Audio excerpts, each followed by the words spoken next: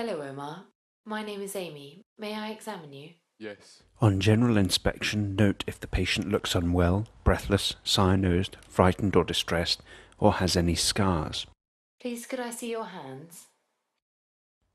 Signs you may see in the hands include tobacco staining, peripheral cyanosis, splinter hemorrhages, and finger clubbing. Finger clubbing is an important but non-specific sign. The cardinal features are loss of nail bed angle and increased fluctuation of the nail bed. Cardiovascular causes include cyanotic congenital heart disease and bacterial endocarditis. To examine the radial pulse, use the pads of your 3 central fingers over the right radial artery at the wrist as shown. Assess rate, rhythm, and volume. Count the number of pulsations in 15 seconds and multiply this by 4 to get beats per minute. Do you have any pain in your shoulder? No. To detect a collapsing pulse, raise the patient's hand above their head. Palpate both radial pulses simultaneously, assessing any volume differences or delay. The brachial artery can be palpated medial to the biceps tendon using your thumb. Cup your fingers around the back of the elbow joint. Use your left hand for the left elbow and compare sides. The brachial and carotid pulses give accurate assessment of the character and volume. Cardiovascular assessment should always include measurement of blood pressure. Use an appropriately sized cuff. The center of the bladder should be positioned over the brachial artery. The arm should be comfortably supported at about heart level and free of tight clothing. The patient should be lying or seated and rested.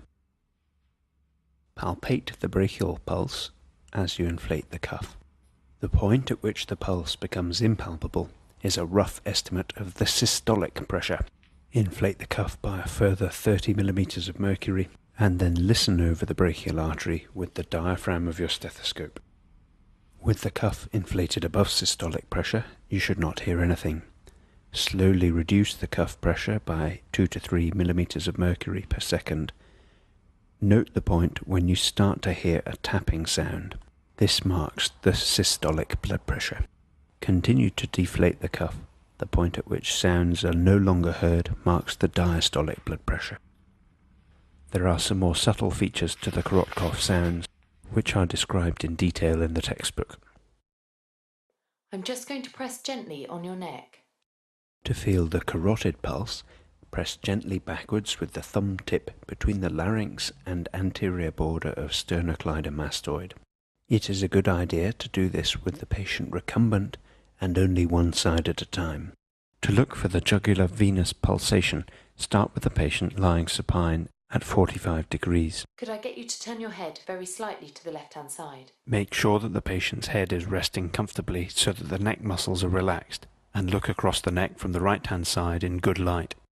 The JVP is the vertical height of the top of the pulsation above the sternal angle. Do you have any pain in your tummy? No. If uncertain, you can use hepatojugular reflux or occlusion to identify the JVP. I'm just going to have a look in your eyes. Look for xanthelasma, corneal arcus, and conjunctival Could pallor. you open your mouth for me? In the mouth, And lift look up for your central tongue. cyanosis under the tongue and dental caries that can precede bacterial endocarditis. Inspect the precordium with the patient sitting at a 45-degree angle with the shoulders horizontal. Look for surgical scars, including a left thoracotomy, visible pulsations, and chest deformity. Lay your whole hand flat over the precordium to obtain a general impression of the cardiac impulse. Locate the apex beat by laying your fingers on the chest parallel to the rib spaces. Describe the most inferolateral position where the pulse can be felt. This is normally at the 5th interspace, at or medial to the midclavicular line. You should also note the character of the apex beat. Could you take a deep breath in? Breathe out and hold. Feel for right ventricular heave with the heel of your hand in the left parasternal position. Breathe normally. Feel for thrills with the pads of the fingers at the apex and the left and right sternal edges. A thrill is a palpable vibration. If you subsequently hear a murmur on auscultation, you should go back and feel for a thrill in order to grade it. The bell of the stethoscope emphasizes low-pitched sounds, such as the normal heart sounds. The diaphragm is better for higher-pitched sounds.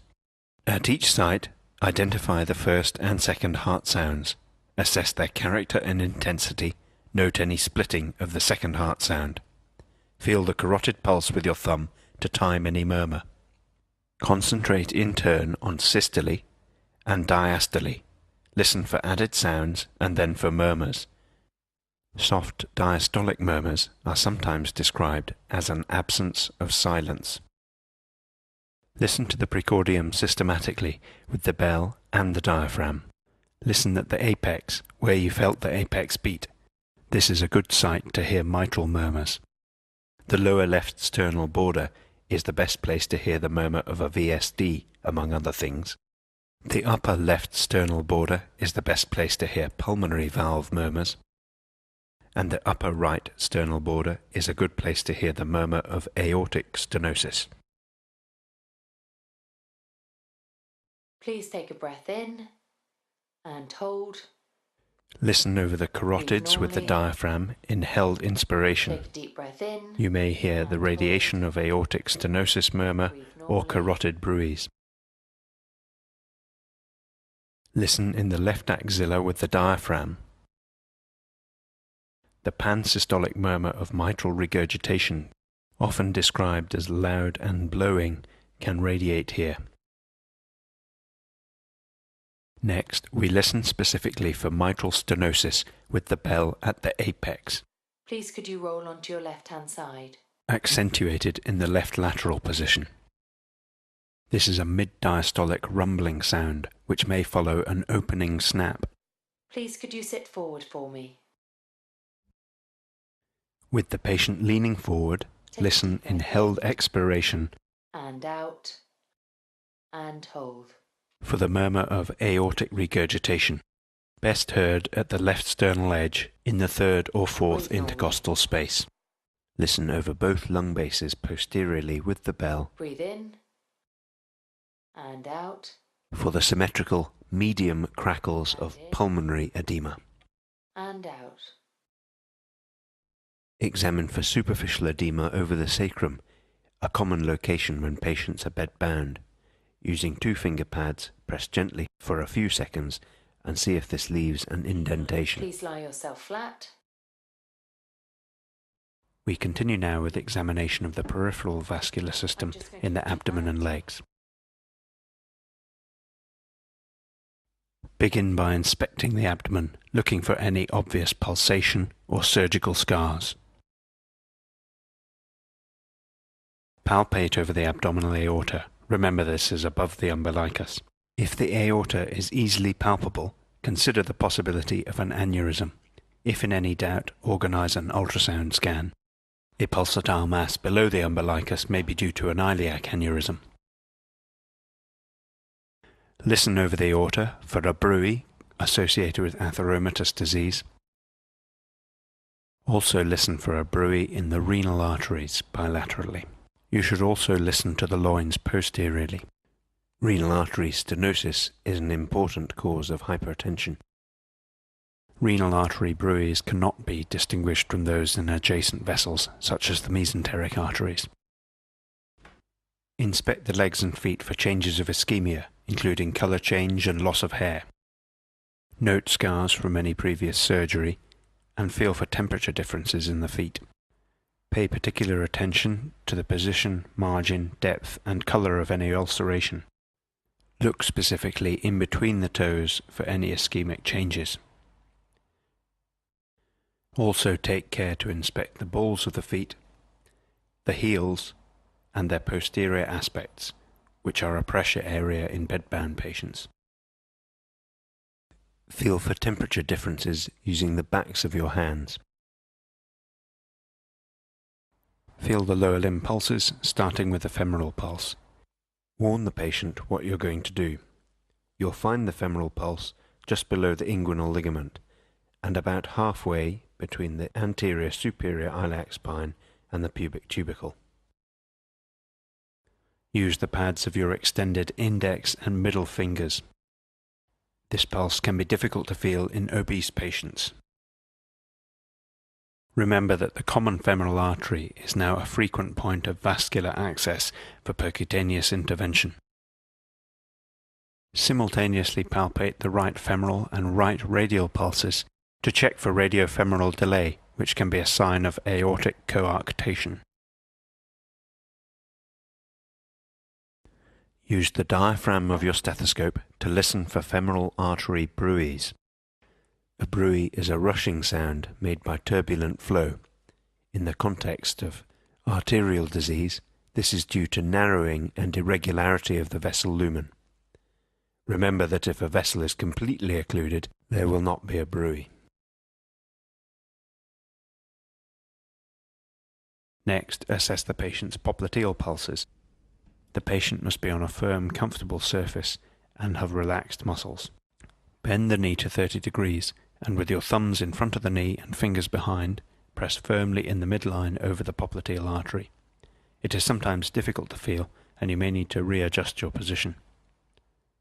If the popliteal artery is especially easy to feel, consider the possibility of an aneurysm. Feel the posterior tibial pulse, 2 cm behind and 2 cm below the medial malleolus of the ankle. Palpate with the pads of the index, middle and ring fingers. We also assess the foot pulses with a Doppler probe when measuring the ankle brachial pressure index. With the same fingers, feel midway down the dorsum of the foot, just lateral to the tendon of the extensor hallucis longus, for the dorsalis pedis pulse. I'm going to lift your leg.